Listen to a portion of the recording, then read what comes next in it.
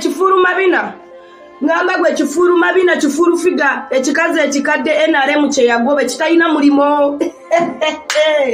Okukazo okuwankula entalo ku baana ba TikTok kuba kadama ba asola. Gwe ngamba gwe kina mukadde kifuru figa. Va ku baana abato. Nvaako muganda wange. Nvaako li mama wange. NRM gwe bayakubola toyina mulimo zungana. Nvaako.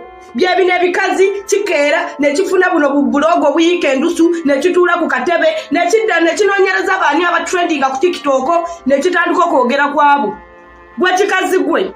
Dwaki tofuna milimo nofuna byokola. Era nze nali newunyiza NRM okwata kino kifuru mazi n'ekiwa omulimo. Ng'omwogezi wa president igwe. Mwabaswaza ekibiina kya NRM mwabavumisa gavumenti yaffe. Kasali ni kusasira ngata vuma abantu. Abantu abali mu NRM ngate bavuma abantu. Gwe gwani gwe kifuru mazi. Nvaako fune byokola gwe kiwemene kugwe ekizazengere ekirubota ky'omuntu gasi. Ekizazengere ekiwemene ku endubota y'omuntu ngamba furu figa. Ekikaze ekikulu kinamukadde weewumuzeeko fune byokukola. Fune byokukola fa ku baana abatoto bawalampa. Kikazi gwe mbadde nga nkuwa ekitiibwa ng'amanyi otegeera kumbe gwe ndibota gye basooka okulonda. Oleega muli ebinyindo bikulinga emidumu gy'abakama baffe gitwala amazzi fulu figa n'esonyiwa.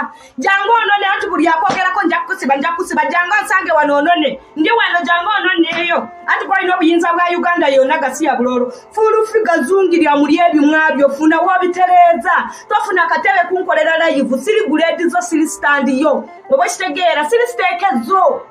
Walampa abo bana mukadde banno kubanga gwe content bakubora wagwako bye bino bibuloke biyiga enduswe nga byagwako kati content wabyo bino omufunira ku TikTok kuffe tuleke muzunga ne bubuloga bwo fete twagala kumanya obwo buwemene kubwo bwokunganya ng'ojja bugulira kikomando audio ko bakukoleko amawulire bweno saasanye sinedda muganda wange era kenkwogedde funa platform furu figo likiwemene ku oli kizazengere endubota y'omuntu ekikaze ky'ebibeere toddangamu akumanyira nze bampita laavu masse toddangamu akumanyira gwe mwana nja kukuba engumi ekyo tokiddangamu kumpisa mu kamwa abantu tebakyalina kontenti olaba ne furufiga yamugwako alina kuwalampa abaana bali ku TikTok okubamalako mirembe munange ekizazengere kya furufiga nvaako ekiwemeneku ekyonziira ndeka siina budde bwo beereyo beere mu bwa bloga bwoyike nze kiwasaga kiwa platform kubanda bange kina damage ku bwongo sagala mwogerako kwajja kola wakabyere banjogeddeko no furufiga banjona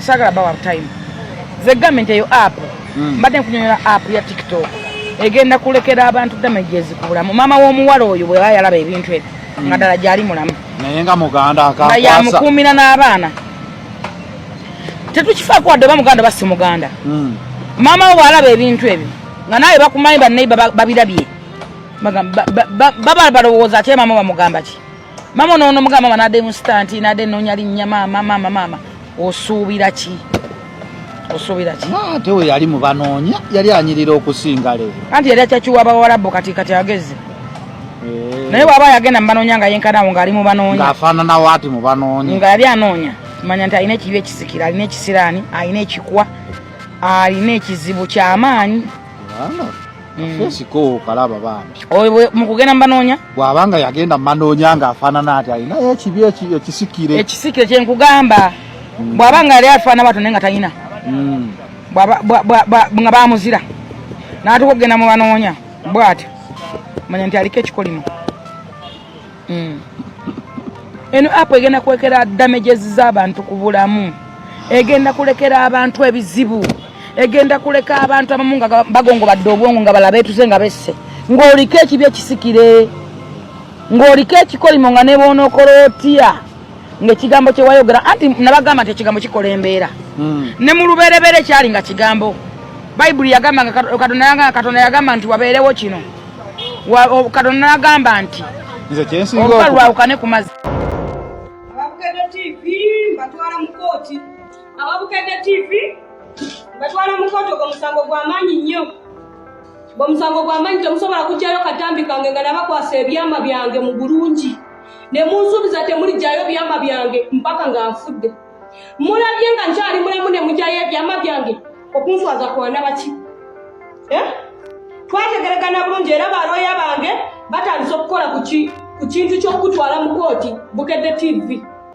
Filipo Kagwa tukutwala mu kooti si gwe wandibadde ota akatambi kano si mukubi oba kitegeera nadduka olw'okuddiba ensala eŋŋamba kanzirukire eno era neno mundumbyayo kunswaza kwana baki bantuma mulimba ba Bukedde TV era mbatwala mu kooti ngenda kulya emmere